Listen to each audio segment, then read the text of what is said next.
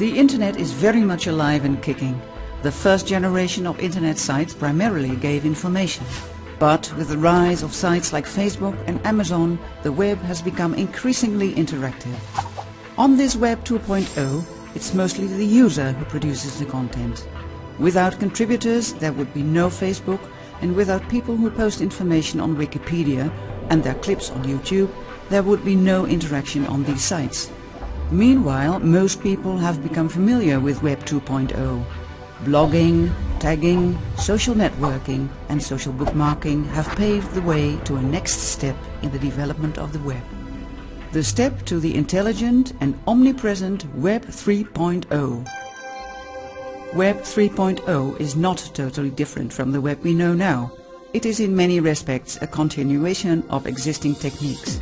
Think of the so-called recommender systems that make a personal approach by a website possible. Amazon has cleverly used this system for a long time now, by offering their clients products that other people with the same interests bought before them.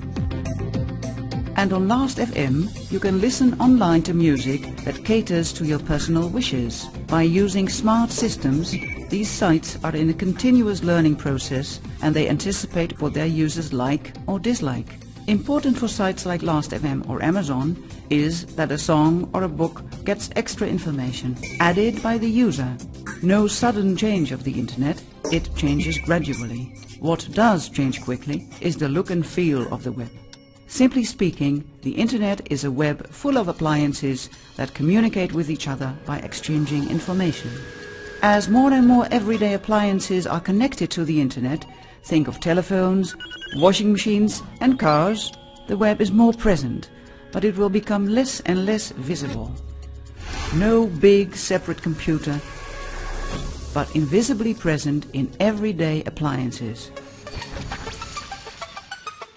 When, moreover, all these appliances start communicating with each other through the internet, this may lead to useful additional services measured to meet our individual needs. For the time being, we are not yet dealing with an all-knowing, omniscient computer which comes close to or even surpasses human intelligence. Writing computer programs which, in a human manner, convert data into useful information, also known as the semantic web, appears quite difficult.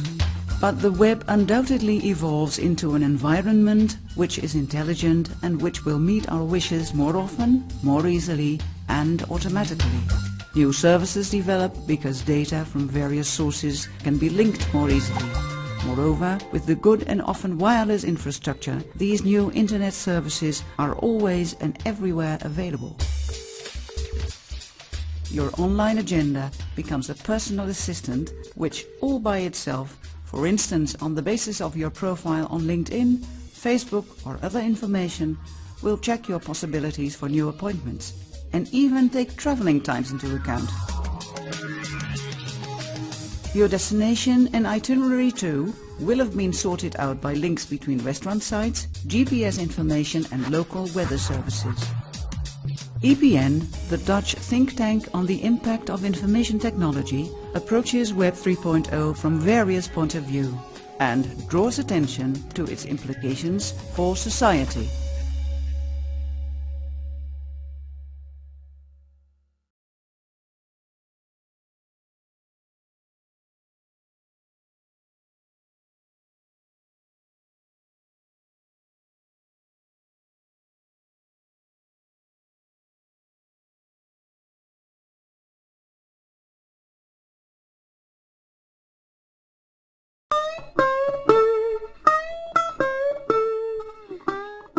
Financially speaking, probably one of the bigger ouches I felt was that first initial website. We were new, we were right on the bleeding edge of the internet, and that first site cost, over $30,000, and that, hurt, and it took a few years to recover from that. But I just kept going with it because I knew it was right. Your website has to communicate the brand, and that's it's all about Redox. When you look at what you see online, it's what you get. It is what it is. We have lots of pictures from all around the world. Our customers tend to travel a lot, and even if they don't travel a lot, they live very active lifestyles. Having that willingness to let your company's true nature come through, it just speaks to the kind of authenticity and integrity that web shoppers crave. Let's talk about a 10-second acid test that you can put your e-commerce website through. Pull up the home page. Take 10 seconds to imagine what kinds of customers shop at this website. Can you recognize yourself in those customers? The combination of security, programming expertise, and focus on the shopping and customer experience are all things that e-commerce firms ought to bring to the table in a way that a web design firm who does all kinds of websites may not have that focus. You need to be involved with your website directly, and that's one of the things that I really like about my site. I am in the back end of my site every day. I need to change the price. I need to change the description. I need to turn it off when it sells out. If you can't do those things yourself these days, forget it. One of the things that if you're trying to evaluate your webmaster or trying to find a web partner to work with, an important criteria is, do they have that attitude of test again and succeed, test again and succeed wildly. And so that opportunity to learn from your mistakes, to learn from what didn't work as well, and do it better the next time, I think is integral to the web because it does have that ongoing nature to it. The web is the ultimate niche tool. I mean, it allows you to position your niche, and then, because the connectivity of it all, your friend or your customer who lives in Minneapolis emails a page to Holland, to somebody that he knew from grad school. All of a sudden your shipping package is to Holland. And then the guy in Holland emails a gentleman in London, and it just starts to move. It is a web. It's all connected. A business owner wants to make friends with search engines. You look at them as an opportunity to introduce your company to hundreds of would-be shoppers every day. Search engines are focused, again, on a page, not just a site. So people say, how does your site rank? No, it's how does this page rank? We have tapped into a database that shows what kind of words people use to search out products that are relevant to the Redox company. Redox came back and put together an informative page how you can get the maximum amount in your bag, how to pack the carry-on to fit within the size requirements of airlines. And within a matter of 5 days after releasing that article, they ranked number 3 on Google.